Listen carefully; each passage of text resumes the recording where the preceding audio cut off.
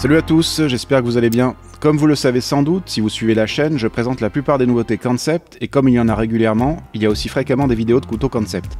C'est une des marques les plus prolifiques et ultra réactives. Je le répète, et cette fois je vous donne en plus un exemple très concret. Il y a un mois, je vous présentais leur nouveau modèle, le Casoari.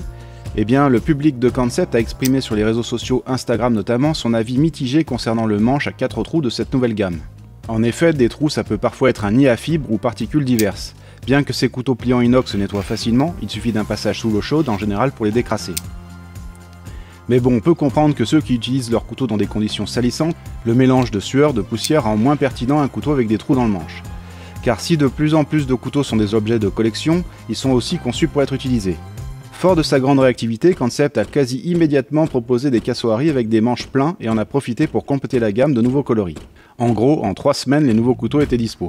Par exemple, la version manche à plaquettes fibre de carbone camouflage est très originale avec ses couleurs fluo. C'est vif et joli. Mais j'avais dans l'idée de parler d'une spécialité de Concept qui propose de plus en plus de ces couteaux avec des plaquettes titane anodisées dont le rendu est appelé Lightning Strike Titanium, qui se traduit par titane coup de foudre. L'anodisation du titane ou oxydation anodique permet de créer des films d'oxyde de diverses épaisseurs en fonction de la tension appliquée. C'est un phénomène physico-chimique, mais je ne vais pas rentrer dans les détails dans cette vidéo.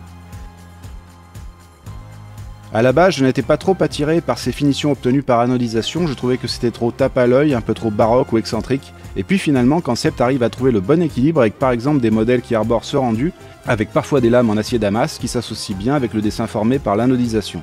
Ce tout forme des couteaux harmonieux. Dans ma famille, j'ai un passionné de minéraux et quand je lui montre certains couteaux, ce sont ces manches qui lui plaisent le plus, ça lui rappelle certaines pierres et ce que la nature produit parfois de plus exubérant et beau. Pour ma part, ça me fait surtout penser à des paysages qui sont photographiés depuis des satellites, ou bien même des galaxies, enfin plus exactement des nébuleuses. J'ai essayé d'en trouver des photos sur le site de la NASA qui offre une vaste galerie d'images libres de droit. D'ailleurs, il y a beaucoup de photos de la Terre qui mettraient un platiste en PLS. Ce qui est intéressant, c'est qu'on peut télécharger les photos originales et même ouvrir les EXIF, c'est-à-dire les données du fichier pour connaître la date de prise de vue et les paramètres de réglage de la photo, et même avec quel appareil la photo a été prise. Cette photo de la Terre, par exemple, a été réalisée avec un Nikon D4 le 3 janvier 2024 depuis l'ISS. Car c'est Nikon qui est partenaire de la NASA depuis les années 70. D'ailleurs, je me demande si les astronautes emportent avec eux des couteaux. A priori, ils se nourrissent surtout de repas lyophilisés et donc pas besoin de couverts tranchants. Mais il est quasi sûr qu'ils doivent avoir des pinces multifonctions ou couteaux suisses pour bricoler si nécessaire, notamment en cas d'avarie. Scénario classique des films dans l'espace. Enfin, c'était une petite parenthèse car ce rendu Lightning Strike m'évoque l'espace ainsi que la mer, et il est vraiment surprenant car les couleurs varient beaucoup selon les éclairages, d'ailleurs comme la couleur de la mer. C'est un régal à filmer. Le couteau change en quelque sorte d'apparence, surtout en extérieur en fonction que le ciel est nuageux ou très ensoleillé, ça capte aussi un peu les couleurs de l'environnement. Parfois c'est le bleu-violet qui domine, parfois le vert ou jaune. Pour illustrer cette vidéo, je vous présente 3 couteaux concept dont 2 nouveautés et un petit modèle sorti il y a environ 3 mois. Ce sont des couteaux haut de gamme du fait de leurs matériaux, mais vous trouverez sur leur site des modèles bien plus accessibles selon les gammes. Il y a même régulièrement des promotions, comme par exemple des couteaux de la gamme Mato à moins 40%, ce qui permet d'acquérir un modèle en acier haut de gamme S35VN à partir de 69 €. D'ailleurs, pour votre inscription sur le site Concept, vous bénéficiez de 10% de remise supplémentaire, et si vous passez par mon lien en fenêtre de description, vous contribuez à soutenir ma chaîne, je remercie ceux qui y pensent. Maintenant, venons-en à nos couteaux. Pour commencer, voici un des nouveaux modèles de Casoari, qui à la différence de celui que je vous avais présenté, comporte un manche plein et la particularité d'avoir des mitres en titane appelés bolster. La version Lightning Strike Titanium et 2 autres modèles ont une lame en acier damas. Cette fois, j'en sais plus sur le damas utilisé par Concept. Il s'agit de couches formées par de l'acier 440C et du 9CR18 MOV. Il s'agit de 2 bons aciers inox. L'avantage du damas c'est surtout son esthétisme, on aime ou pas mais c'est original, et on a donc là un vrai damas de qualité. Je ne vais pas vous refaire une présentation complète du Casoari, sachez que c'est un couteau de taille moyenne, le tranchant de la lame damas est très bon, la détente via le flipper est excellente, le couteau très agréable à manipuler et sa lame qui comporte une rainure centrale est d'autant plus belle en damas. La qualité est vraiment au rendez-vous.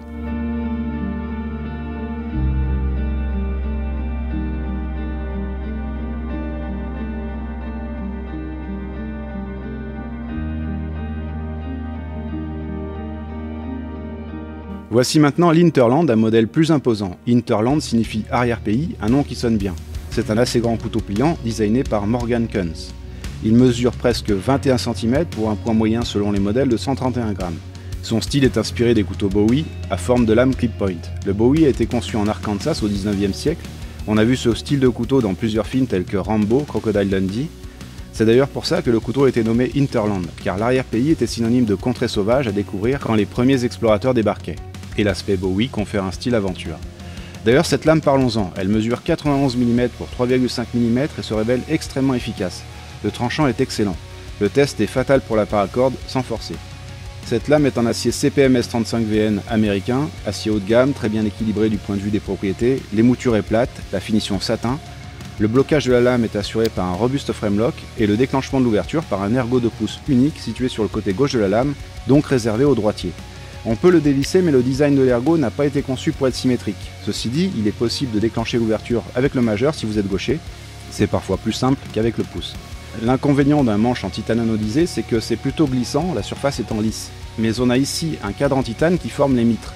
Les plaquettes en Lightning Strike Titanium sont fixées sur ce cadre. Les mitres ont un rendu black stonewashed et le fait d'avoir comme une bimatière sur le manche, ça accroît le grip. D'autant que le designer a eu la bonne idée de mettre des rainures sur la poignée. Ça offre au manche une belle allure et donc une texture qui améliore l'adhérence. On a du jimping sur le dos de la lame. A noter également cette belle rainure en haut de lame. L'ergonomie de l'Hinterland est très bonne. Ce couteau est bien équilibré, la précision d'assemblage est nickel. C'est un couteau qui conviendra parfaitement à ceux qui cherchent un gros utilitaire luxueux. A noter que la version lame noire manche avec plaquette Twile Carbon Fiber est superbe et d'allure très moderne.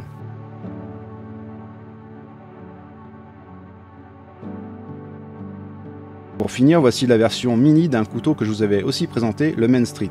On a ici le Little Main Street qui en reprend les mêmes caractéristiques, dont le système de verrouillage axial très pratique. La lame est aussi en acier Damas, combiné aux manches anodisées Lightning Strike Titanium, ça en fait un vrai bijou.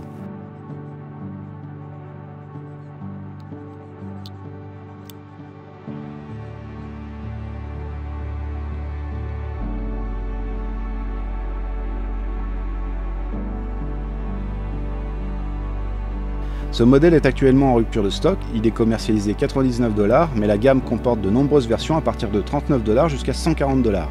En euros, ça baisse un peu le prix car le taux de change nous est généralement favorable. Le déclenchement de l'ouverture se fait avec des thumb studs, c'est très petit mais on s'en sort. C'est un couteau miniature, objet de collection mais qui peut dépanner pour de petites coupes, ne serait-ce qu'ouvrir des colis. Sa petite taille le rend moins menaçant et très pratique à transporter. Je ne vous représente pas non plus ce Main Street complètement, vous pouvez vous référer à la vidéo de son grand frère et je pense que les images parlent d'elles-mêmes.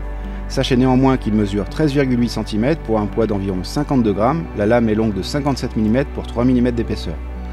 Voilà pour la présentation de ces couteaux, enfin d'une petite partie de ces trois gammes qui offrent de nombreuses variantes en termes de coloris et matériaux. Si cette vidéo vous a plu, vous savez quoi faire pour soutenir la chaîne.